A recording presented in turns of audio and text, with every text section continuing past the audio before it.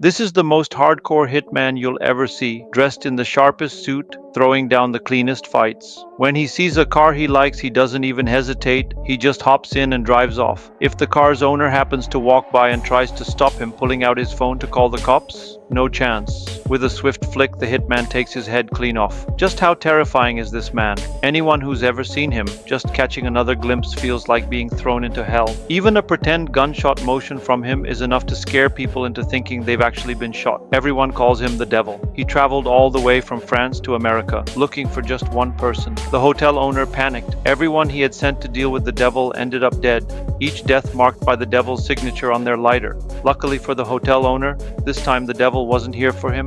He needed his help. The hotel owner on the surface ran a legitimate business. In truth, his specialty was weapons dealing. The best guns from southern France could all be found here, with serial numbers erased, perfect for untraceable kills. The devil wasn't interested in Glock pistols. He hated their poor long-range accuracy. The owner showed him a fancy sniper rifle, praising it to the skies, but the devil didn't buy into talk. He tested everything himself. After trying out the arsenal, the devil finally picked the weapons and ammo he was satisfied with, including, without hesitation, the owner's woman.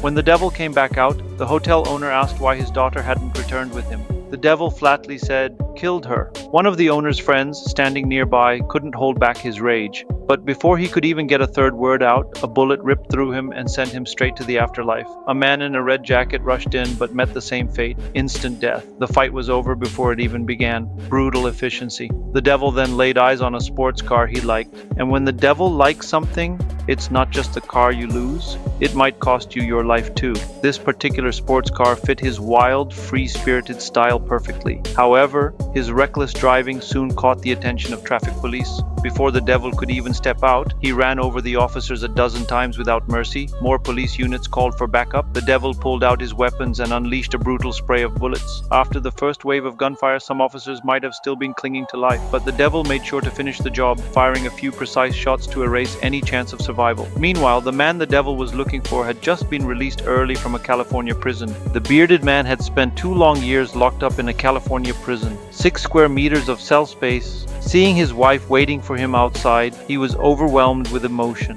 On their first day back together, after 2 years apart, they wasted no time reigniting their passion. The bearded man was a professional locksmith. While he was locked up, his loyal friend kept watch over their storefront, and a secret door would open, revealing their little paradise. It was all for that safe, the Kruger 88. 2 years in prison, and even now the expert locksmith couldn't get it open. Then, the black man pulled out a key. Inside the safe was a treasure, $600,000 in US government bonds from 1933. Now, they dreamed about how they would spend their newfound fortune. One day, the bearded man's wife held her own art exhibition. Her work was minimalist, just blank white walls with a few scattered brushstrokes. Surprisingly, many attendees saw it as a profound example of minimalist spiritualism. Despite her doubts that anyone would buy her artwork, the bearded man kept encouraging her. Even if no one bought a thing, he said, the $600,000 in bonds would be more than enough. What they didn't know was that very night, trouble was closing in.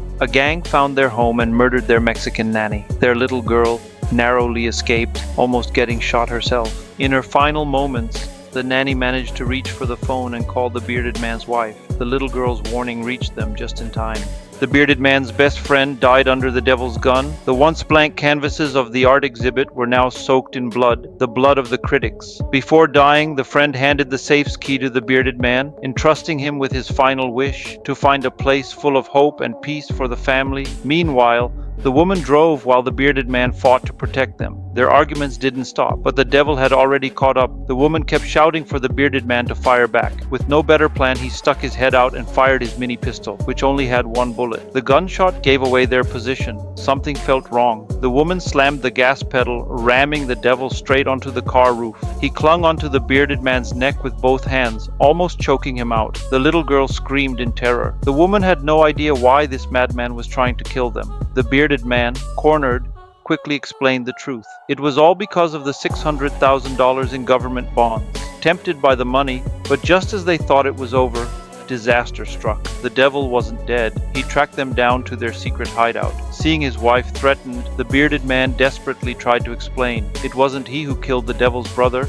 it was the police, but pleading with a psychotic killer was useless. Even after handing over a full bag of anonymous bonds, the devil wasn't satisfied. The little girl had hidden inside the safe. The devil prowled the house, hunting for the fleeing woman. She was cornered behind a wall, but just when it seemed like she was doomed, she grabbed a 9-pronged rake and knocked the devil to the ground. She chose to flee instead of finishing him off. The devil quickly recovered. He found her and was about to plunge a double-edged knife into her when the bearded man suddenly reappeared, hurling the devil aside with all his strength, struggling to stay alive. Just when all hope seemed lost, the police finally arrived, opening fire on the devil. Realizing he was outnumbered, the devil threw a grenade, choosing to die on his feet rather than surrender. The bearded man survived, his leather shoes still intact, but the $600,000 in unregistered bonds were reduced to ashes. In the end, the bearded man found his true calling again, cracking safes and living freely. And so, the story comes to an end. This was MZeeUniverse movie review. See you next time.